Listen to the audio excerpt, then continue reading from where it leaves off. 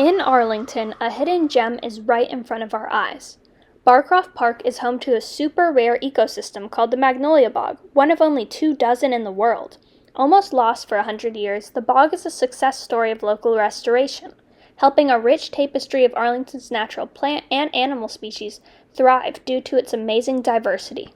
My name's Alonzo Abagadas. I'm the Natural Resources Manager for Arlington County Parks, and basically I'm the steward and caretaker of our Arlington County Parks. Barcroft Park is about 65 acres, of which 25 or so what we call a natural resource conservation area. We got about 10 of them in the county, and that's the best of the best Arlington has left. This particular one has about 23 or so species of plants which are found nowhere else in Arlington, and another 32, 33, which are only found in one or two other parks. So this is like the last stronghold for a lot of our native wildlife, and with it, the animals depend on. A magnolia bog is a rare wetland ecosystem located in the mid-Atlantic. It has a unique mix of acidity, moderate temperatures, and excess water that allows for an environment that organisms usually not able to live in Arlington can flourish in. The way that they decide classifications for it is they give a number. So 5 is really, really common. 1, it's very, very rare. And so if it's a global one, then it's a G1, means it's critically rare across the world. If it's an S1, then it's critically rare across the state. This is a G1 S1, means it's critically rare everywhere. A magnolia bog allows for there to be an interconnectedness between even more species in Arlington. It gives us higher biodiversity, so if a disaster like a flood were to happen, there's higher chances of our natural features surviving. You see behind me, there's all these woods, and it's basically on a hillside. A lot of rain comes in there, and then it hits an area where it cannot pass anymore, and so the water is detained there. But eventually, water finds a way, and it springs out. And everywhere it springs out, it forms a magnolia bog. So a magnolia bog isn't one place, it's a complex. There are 18 springs all along here, and that makes up the magnolia bog. When you protect the bog, you protect everything above it and everything below it. Because if you don't protect where the water comes from, everything below it is going to be destroyed too. And so that whole hillside has all sorts of neat creatures that also depend on it too. Magnolia bogs are named after sweet bay magnolia trees, one of the most prominent plants that grow in them. Sweet bay magnolia, semi-evergreen, whatever, beautiful flowers, very, very fragrant. Sphagnum moss is one of the species of plants that you have to find in any kind of healthy bog, and Arlington's bog is full of it. It also helps add to the natural water acidity that the bog needs to sustain for all its species. Little thick, it's not much to look at, is poison sumac. Very, very rare. It grows just in the mud. Usually it's in here. And again, that's why you don't really find it out there. But this is a very rare plant that's not found in too many places. Arlington's magnolia bog was originally discovered in the 1900s by a botanist named Waldo Lee McAtee, but faded into obscurity due to lack of public involvement or knowledge. However, during a 2008 environmental survey, a scientist by the name of Rod Simmons came across some of the old botanist documents, realizing there might be something special hidden in the middle of Barcroft Park.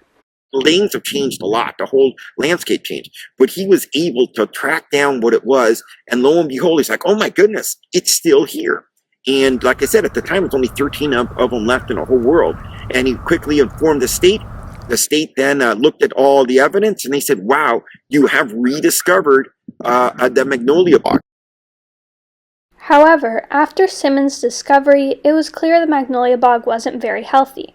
Visitors to the park had unwittingly damaged the bog by walking through it, and most of the animals had vanished, meaning it needed to be restored. And at first it was so full of invasive species. There were all sorts of problems. We had people were coming in there doing all sorts of things. So to protect the bog, we actually removed the shelter, which was being used back there. It was not very good. And we took out a practice field. It's one of the few places where instead of building a field, we actually took one away. So this was the practice field, believe it or not. And now it's converted into a functional meadow. All sorts of really cool plants, whatever in here. Then Arlington County started working with the citizens to control invasives. The Native Plant Society and dozens of other volunteers helped. In fact, the Virginia Association of Counties granted Arlington an award for the Magnolia Bog Project due to the exemplary community effort to revive it.